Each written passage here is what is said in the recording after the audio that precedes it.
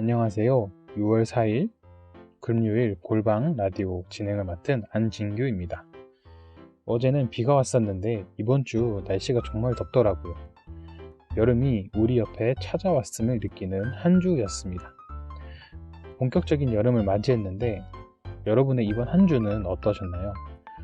감사한 일, 답답한 일, 무기력한 일, 두려운 일 등이 여러분 앞에 있을 텐데 오늘 골방 라디오를 통해 한 주를 잘 마무리하고 또 각자 잘 이번 한 주를 돌아보는 시간을 잘 가져보면 좋겠습니다. 네, 지금은 우리 골방 프렌즈 한 지체의 사연을 듣는 시간이죠. 오늘은 누가 사연을 보냈을까요? 바로 명지대 우정호 형제입니다. 제가 한번 사연을 읽어보겠습니다. 안녕하세요. 명지대 18 문예창작학과 우정호라고 합니다. 제 근황은 아마 다른 사람들과 다 비슷할 것 같아요. 저도 기말고사 기간을 바쁘게 보내고 있어요. 문창과는 시험이 없고 다 과제라 이런저런 글 쓰며 종강의를 기다리는 요즘입니다. 캠장단 회의나 동무를 할 때 느끼는데 다들 많이 지쳐있는 것 같아요.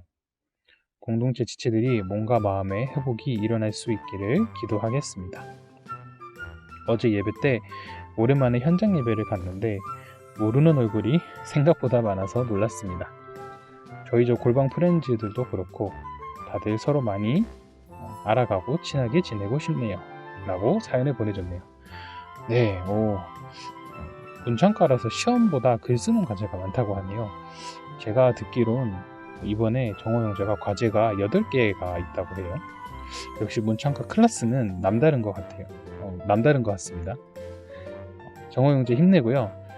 모르는 얼굴이 많다고 하는데 양들에게 정호 형제가 밥 한번 사주면 어떤 양인지도 알고 성도의 교제도 잘 누릴 수 있을 것 같네요. 시험 끝나고 우리 양들은 정호 형제에게 연락해서 밥약을 잡아보면 좋을 것 같습니다. 네, 이렇게 오늘의 골방 라이브 사연이었습니다. 네, 그러면 오늘 골방 라디오 메시지를 이제 함께 나눠보겠습니다.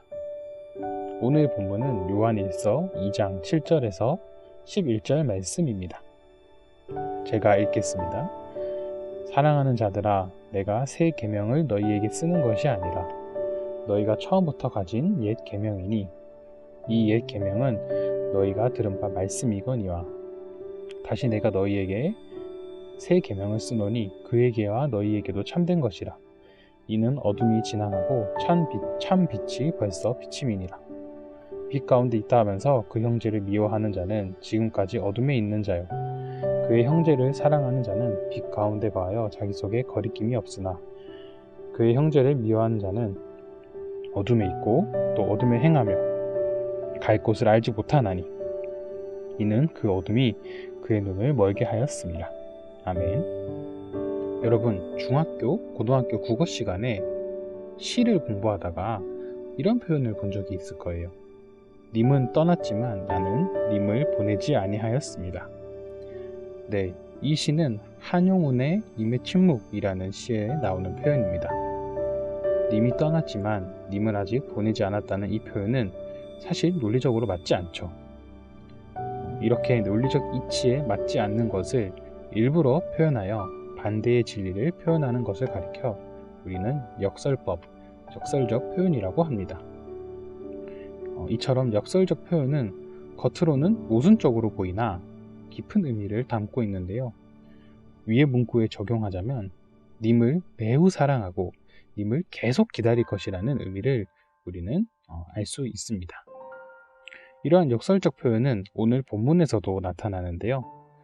7절과 8절입니다. 사랑하는 자들아, 내가 새 계명을 너희에게 쓰는 것이 아니라 너희가 처음부터 가진 옛 계명이니 이 옛 계명은 너희가 들은 바 말씀이거니와 다시 내가 너희에게 새 계명을 쓰노니 그에게와 너희에게도 참된 것이라. 네, 7절에서 요한은 요한 1서를 듣는 수신자들에게 새 계명이 아니라 옛 계명을 쓴다고 이야기를 합니다. 그런데 갑자기 8절에서는 옛 계명이 아니라 새 계명을 쓴다고 하죠. 이것은 모순된 문장 구조입니다. 하지만 우리는 옛 계명과 새 계명의 의미를 알면 본문의 의미를 제대로 알 수 있답니다. 그렇다면 먼저 옛 계명은 어떤 계명일까요? 7절입니다. 너희가 처음부터 가진 옛 계명이니 이 옛 계명은 너희가 들은 바 말씀이거니와. 네, 이 옛 계명은 이미 성도들이 들은 하나님의 말씀입니다. 그들이 이미 인지하였고 익숙히 알고 있는 말씀을 가리키죠. 낯설지 않은 이 옛 계명의 주제는 마가복음 12장 28에서 31절을 보면 알 수 있습니다. 서기관 중 한 사람이 그들이 변론하는 것을 듣고 예수께서 잘 대답하신 줄을 알고 나와 묻되 모든 계명 중에 첫째가 무엇이니이까? 예수께서 대답하시되 첫째는 이것이니 이스라엘아 들으라 주 곧 우리 하나님은 유일한 주시라. 내 마음을 다하고 목숨을 다하고 뜻을 다하고 힘을 다하여 주 너의 하나님을 사랑하라 하신 것이요. 둘째는 이것이니 내 이웃을 내 자신과 같이 사랑하라 하신 것이라. 이보다 더 큰 계명이 없느니라. 예수님은 모든 계명 중에 첫째가 무엇인지 질문한 이 서기관의 질문에 마음을 다하고 목숨을 다하고 뜻을 다하고 힘을 다하여 하나님을 사랑하라. 그리고 내 이웃을 내 자신과 같이 사랑하라고 말씀하시네요. 하나님을 사랑하고 이웃을 사랑하라는 이 말씀은 시내산에서 하나님이 이스라엘 백성들에게 주신 10계명의 가장 큰 두 개의 주제입니다. 그렇다면 새 계명은 무엇일까요? 요한복음 13장 34절입니다. 새 계명은 너희에게 주노니 서로 사랑하라. 내가 너희를 사랑한 것 같이 너희도 서로 사랑하라. 네, 오늘 본문에서 요한이 말했던 이 옛 계명과 새 계명의 주제는 간단하게 말하면 사랑의 계명입니다. 하나님을 사랑하고 이웃을 사랑하라는 이 계명은 내용에는 차이가 없으나 질적으로 차이가 있습니다. 하나님께서 구약의 이스라엘 백성들에게 하나님을 사랑하고 이웃을 사랑하라고 말씀하신 것은 옛 계명입니다. 그러나 이스라엘 백성들은 그 계명을 순종하지 않았습니다. 그로 인해 심판을 받게 됩니다. 즉, 이 옛 계명은 하나님의 뜻을 알게 된 시작점입니다. 그러나 신약 시대에는 예수님이 하나님의 뜻에 순종하여 십자가에 죽으시고 또 부활하심으로 완전한 사랑을 우리에게 보여주셨습니다. 그로 인해 새 계명이 성취되었죠. 완전한 이 예수님의 사랑으로 우리가 영생을 누릴 수 있게 되었고 우리는 이 예수님의 사랑을 행하게 되었습니다. 이렇게 그리스도인들은 예수님께서 보여주시고 말씀하신 그 사랑의 계명을 깨닫고 순종하게 됩니다. 즉, 새 계명은 나는 순종할 수 없으나 이 예수님의 사랑을 깨닫게 될 때 그 사랑에 힘입어 순종하게 되는 것이죠. 즉, 이 사랑의 계명은 옛 계명을 통해 하나님의 뜻을 알게 되고 새 계명을 통해 나 자신이 예수님 안에서 질적으로 변화되어 가는 겁니다. 따라서 7, 8절에서 모순된 것처럼 보이는 이 옛 계명과 새 계명의 진정한 의미는 하나님을 사랑하고 서로 사랑하라는 이 계명을 강조하기 위해 표현한 문구입니다. 다시 말해서 요한은 이 본문에서 하나님을 사랑하고 서로 사랑해야 한다는 이 진리를 중요하게 생각하며 말하고 있는 거죠. 하나님을 사랑하고 서로를 사랑하는 삶, 우리는 어떻게 해야 이 사랑을 경험할 수 있는 걸까요? 그것은 바로 빛 가운데 거할 때 그 사랑을 경험할 수 있습니다. 요한은 10절에서 빛 가운데 거하는 삶을 이야기하는데요. 10절입니다. 그의 형제를 사랑하는 자는 빛 가운데 거하여 자기 속에 거리낌이 없으나. 네, 요한이 쓴 이 성경을 보면 알지만 이 빛은 참되신 하나님 예수 그리스도를 가리키고요. 거하다는 것은 머무르다라는 뜻입니다. 즉, 이 빛 가운데 거하다는 것은 하나님 예수 그리스도와 지속적인 교제를 누린다는 뜻이죠. 이렇게 하나님과 풍성한 인격적인 교제를 우리가 누림으로 빛 가운데 거할 때 우리는 하나님으로부터 받은 사랑을 자연스럽게 주위로 흘러보내게 됩니다.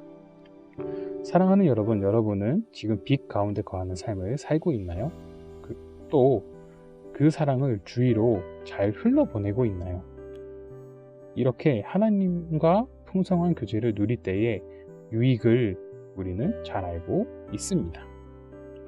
하지만 우리 삶은 온전히 그 사랑으로 체험받지 못할 때가 있습니다. 빛 가운데 사랑을 경험하지 못하고 오히려 누군가를 미워하고 있는 우리들의 모습을 볼 때가 있습니다. 9절입니다. 빛 가운데 있다 하면서 그 형제를 미워하는 자는 지금까지 어둠에 있는 자요. 네, 요한 당시에도 빛 가운데 있다고 하면서 형제를 미워하는 사람들이 있었습니다. 이것은 당시나 지금이나 다르지 않은 것 같아요. 네, 그렇다면 형제 또 자매를 미워하게 된 이유는 무엇일까요? 바로 어둠이 사람들의 눈을 멀게 하였기 때문입니다. 11절입니다. 그의 형제를 미워하는 자는 어둠에 있고 또 어둠에 행하며 갈 곳을 알지 못하나니 이는 그 어둠이 그의 눈을 멀게 하였습니다. 네, 이 어둠은 무엇일까요? 이 어둠은 우리가 전혀 느끼지 못하게 우리를 유혹하고 넘어뜨리는 마귀를 가리킵니다. 마귀는 특별히 세상 사람들보다 그리스도인들을 더 미혹합니다. 마귀는 그리스도인들이 무너지는 것을 매우 좋아하는데요. 그들은 매우 교묘하며 심지어는 광명한 천사로 가장하면서까지 그리스도인을 공격합니다. 그리스도인들이 서로 사랑함으로 세상이 주님을 보리라는 그 말씀을 이루지 못하게 하려고 지금도 옆에서 호시탐탐 기회를 노리며 우리를 넘어뜨리려 하고 있습니다. 이 공격에 많은 그리스도인들이 넘어지기도 했습니다. 따라서 미움의 문제, 갈등의 문제가 많은 크리스천 공동체에도 존재하고 있죠. 미움의 문제로 교회가 분열되기도 하고 기존 교회를 떠나는 사례도 많이 있습니다. 그렇다면 우리 공동체 내에는 어떻습니까? 예수님의 은혜를 기억하려고 힘쓰나 마귀의 유혹으로 인해 관계의 회복을 갈망하기보다는 오히려 미워하는 마음으로 해결되지 못하는 문제들이 있습니까? 여전히 용서하기 어려운 또 미워하는 지체들이 있나요?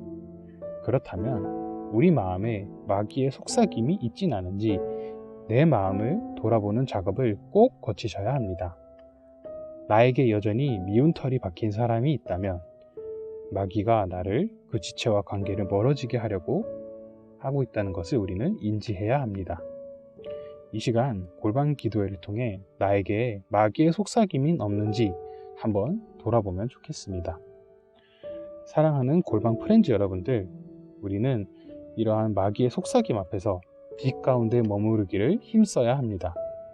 마귀의 속삭임으로 계속 형제 자매들을 정죄하고 미워하는 것이 아니라 연약하고 보잘것없는 나를 찾아 만나주시고 사랑하시는 예수님의 은혜를 내가 실제로 경험하는 것이 바로 빛 가운데 거하는 것입니다.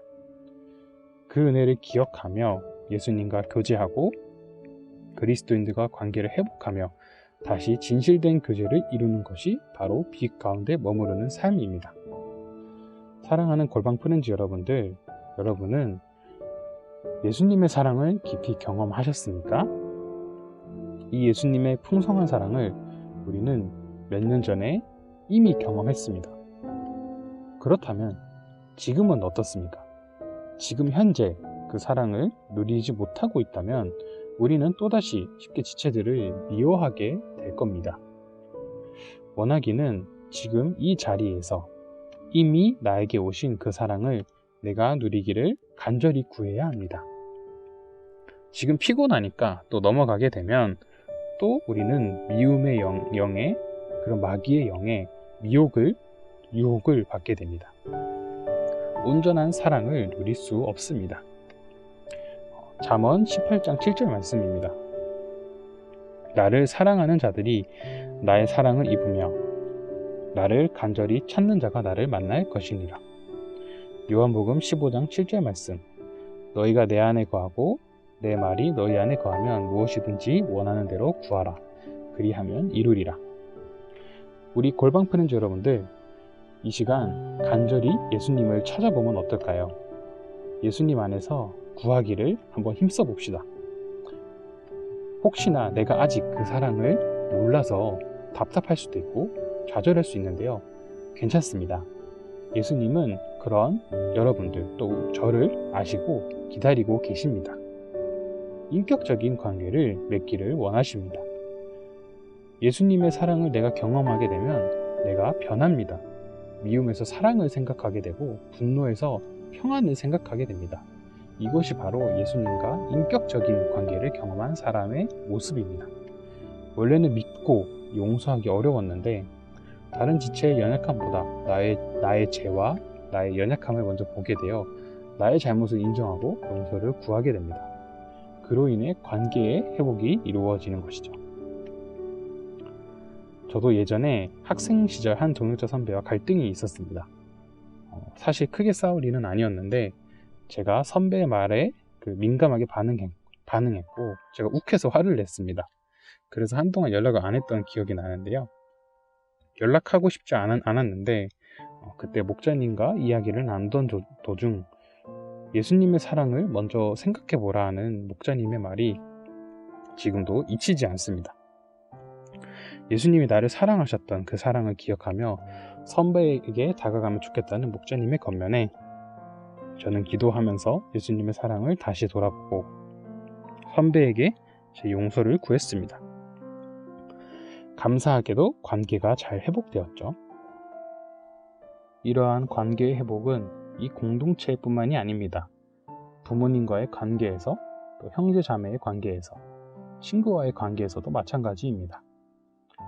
예수님을 바라보고 그 사랑 안에 거할 때 나의 모습을 인지하게 되고 그 관계를 회복하고자 하는 힘이 생기게 됩니다.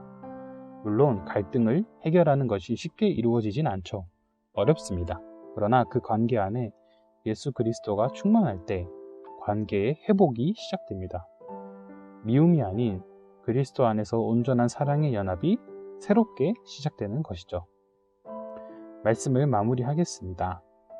사랑하는 우리 골방 프렌즈 여러분들, 우리 모두가 예수님의 사랑을 다시 회복하여 빛 가운데 거하는 우리 공동체 지체들이 되기를 소망합니다. 마귀의 미혹으로 자꾸만 미워지는 사람이 있습니까? 그런 미움과 그런 갈등이 있다면 다시 우리가 예수님의 그 사랑 앞에 나아갑시다. 그 사랑을 지금 경험하여 갈등이 회복되고 하나님의 사랑을 흘러보내는 우리가 되길 소망하며 메시지를 마치겠습니다. 이 시간 함께 말씀을 두고 한 가지 기도하면 좋겠는데요. 이미 나에게 찾아오신 그 예수님의 사랑을 다시 내가 경험할 수 있도록 아직 예수님의 사랑을 내가 아직 경험하지 못했다면 나의 연약함과 부족함에도 나를 있는 그대로 바라보시고 품으시는 또 당신의 자녀로 삼아주시는 그 예수님의 사랑을 풍성히 누릴 수 있도록 기도하면 좋겠습니다. 또 내 마음은 지금 어떠한지 돌아보면 좋겠습니다. 나는 지금 미워하는 지체가 있는지, 나는 지금 마귀의 유혹에 넘어갔는지, 나를 바라보는 예수님의 마음은 어떠한지 기도하면서 돌아보면 좋겠습니다. 그래서 이 마귀의 유혹에서 건져주시고, 그리고 내 마음에 있는 그 미움이 예수님의 사랑으로 치유되게 온전한 사랑이 나에게 있기를 기도합시다. 이후에는 조장님의 인도로 기도회를 진행해 주시면 되겠습니다.